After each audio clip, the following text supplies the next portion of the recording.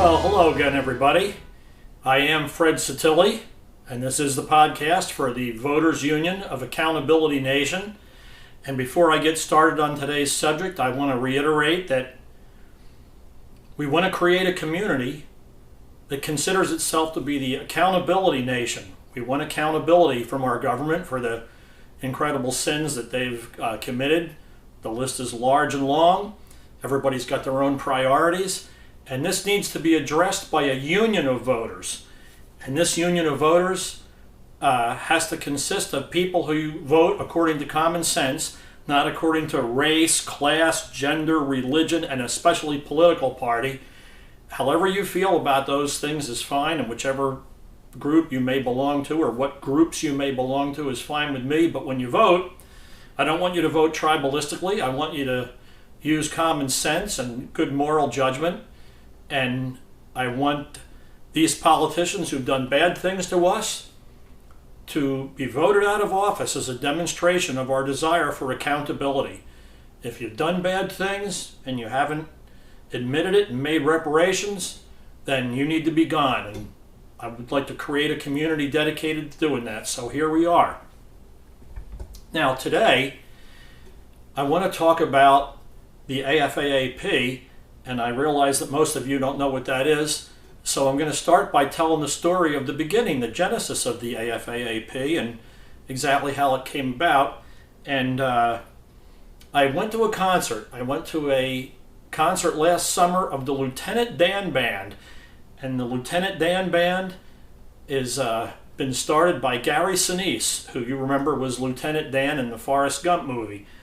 And Gary Sinise is a fantastic patriot, and he's very, very dedicated to our veterans. And he has this really terrific band that travels around the country, and the proceeds of these concerts go to charity, and he's constantly taking care of the veterans. I mean, this guy, look him up, look up the Sinise Foundation. It's just a fantastic thing. And one of the guys, I guess he's a director of the Sinise Foundation, is an amazing man. When I see a guy that's near my age and my height and weight, that kind of thing, and the man is a 4-star general and the commander of a B-2 stealth bomber attack group, kind of makes me look at myself and wonder if I couldn't have done more in life, you know. But not everybody can be as incredible as General Robin Rand is. But this man introduced the band. And then he came down into the crowd and he stood right next to me. And I looked over at him and I said, well, aren't you the general? And he's, yes, sir, I am. And I said, well, I feel like I should stand at attention. And he said, oh, you respect rank. Did you serve? And I said, no, I was 18 in 1973 during the Vietnam pullout.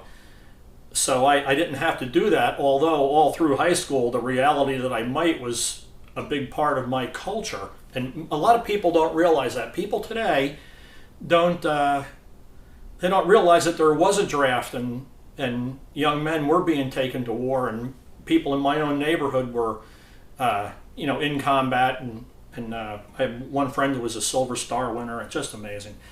But anyway, just imagine how you'd feel standing next to this 4-star general. And you know, this is a guy who can organize 10,000 people. I mean, these generals and admirals, you know, they command these incredible task forces and everything. So here I am talking to this guy, and I told him I didn't serve, but I had 2 fathers who were both combat veterans, and my natural father was in the Korean conflict, and he was a Purple Heart winner, wounded multiple times, strategic demolition expert, and he died in 1958.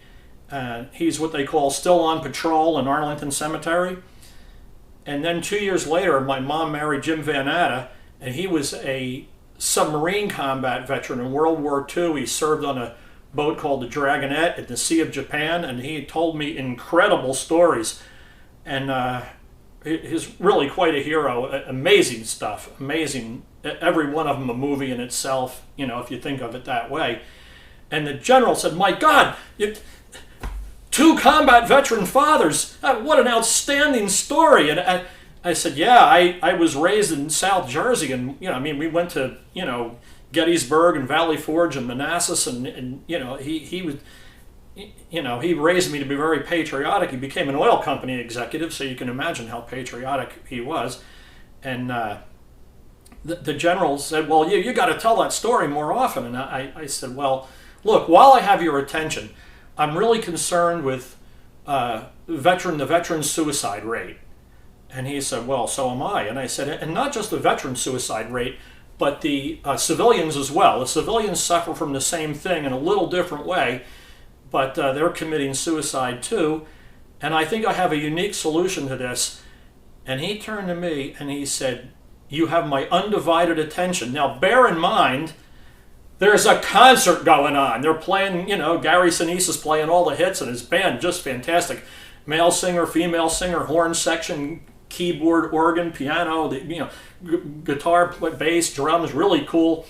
They're rocking, and there's 5,000-6,000 people there. I mean, we had to go through metal detectors for this thing. So anyway, really a big event, and very patriotic event, and so the general said, you have my undivided attention. What do you have in mind? And I said, well, the problem is, men and women come back from deployment, and when they do, they find that their significant other has taken their children to another state and found some liberal judge and told that judge, I don't want to have my children raised by a Marine that was in combat in Fallujah, or a mom that was a fighter pilot, or whatever whatever the story might have been, and the judge gives them a 5-year restraining order.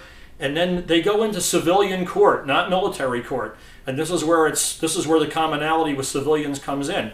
They go into this court, and they can't win. They can't win. And the PTSD from the service or the stresses of civilian life are enough. But when they get into these courts,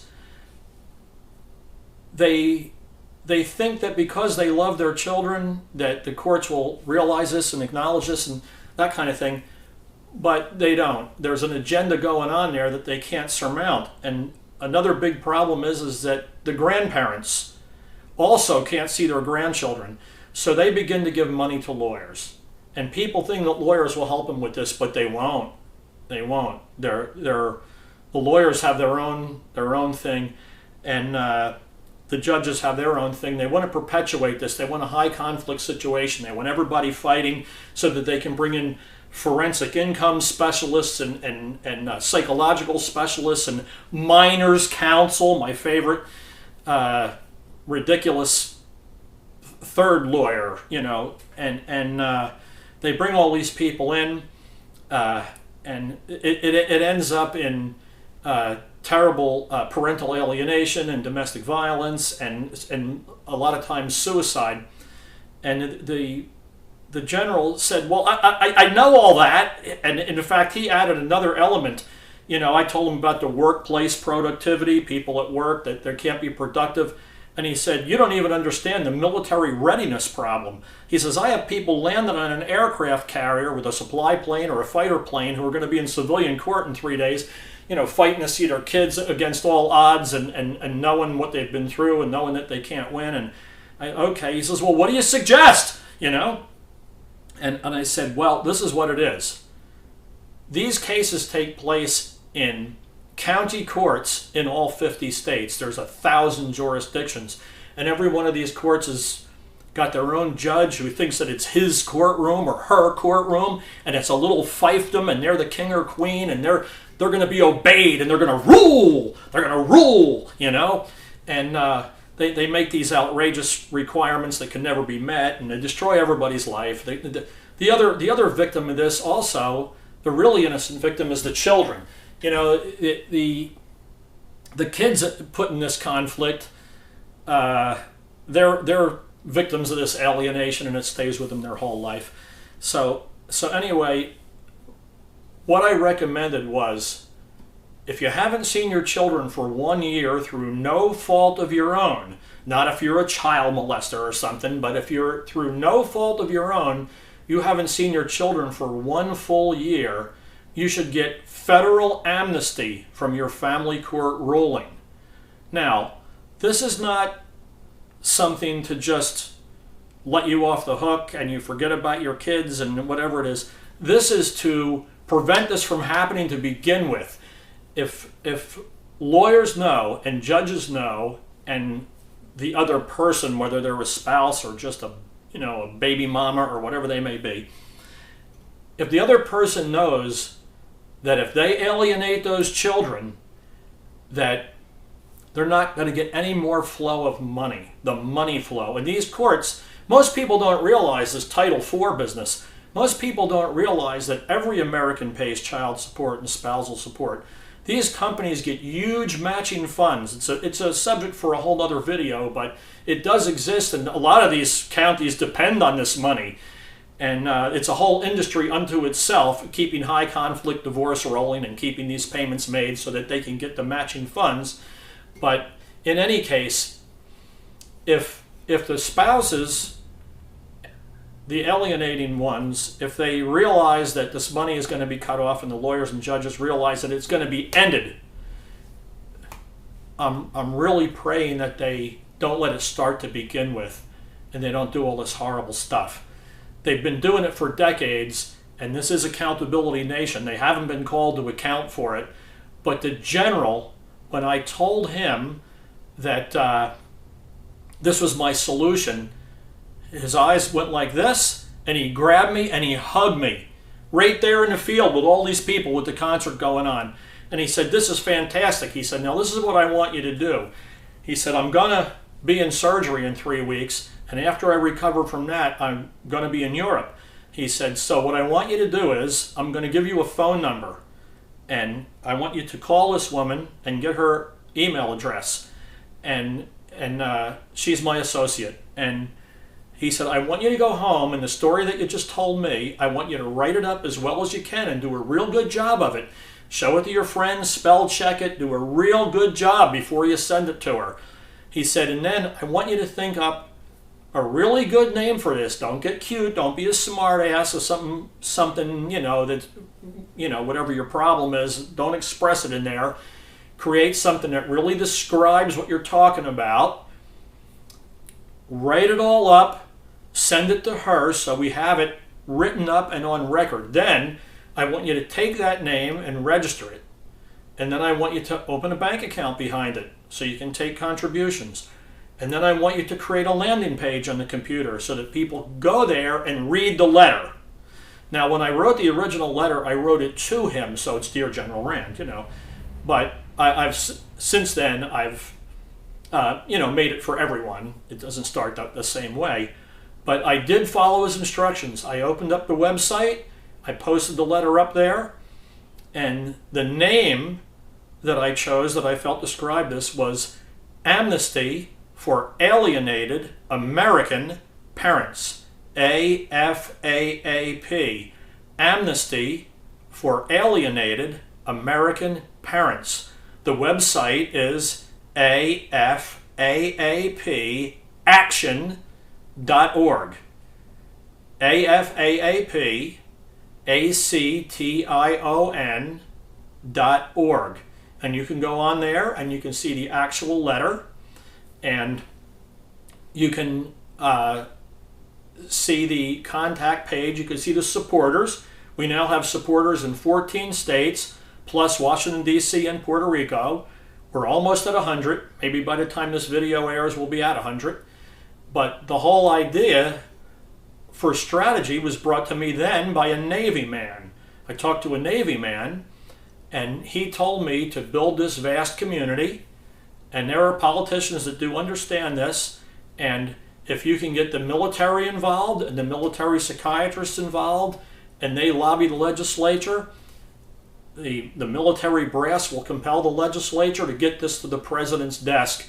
And maybe we can put a stop to some of this parental alienation. But most importantly is maybe we can stop some of the causes of some of these suicides, because it really is epidemic. I'm not sure of the statistics, but I read that it's 3 service people, men and women, 3 a day are committing suicide. And in the civilian world, it's the same. We have police officers committing suicide and just regular guys, real good regular truck drivers and, mechanics and people like that. Or the hopelessness of family court is enough to make anybody throw in the towel. And it's a terrible, terrible thing. And that's how we're going to fight it. So I thank you for indulging me on the podcast here. For those of you watching on YouTube, you see that we have the chair here for the guest. I'm hoping that once this lockdown, which is a prison term, once this lockdown is over, we can have some guests come on. I really want this to be a voice for everybody. And also for those of you watching, you probably noticed that I have a beard, which is very uncharacteristic for me and kind of weird for me when I look in the mirror. But this started for me on March 16th. That was the last time I went out generally in public, before I came home, and kind of, except for essential services, taking things to my mom in the nursing home and buying my own food and that. Otherwise, I've been in the house by myself. So I figured, let's grow the beard, have some fun, look at it, see how far I can take it.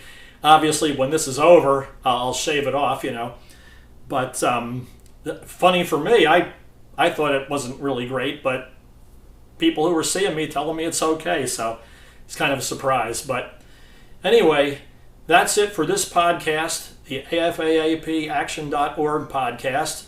And thank you all for listening. We're going to be on every Wednesday at 7 p.m. California time. That's when we're going to put up each new one. And I'm very happy with the development of this. I'm getting into some of the directories. If you go to Spotify, you can find VUAN, Voters Union of the Accountability Nation. And hopefully we can get a large enough community to affect the suicide thing, and an even larger community to correct some of the wrongs done by these politicians who've run rogue with no accountability. So that's it. Thanks again. I'm Fred Satilli, and I hope to speak with you again soon.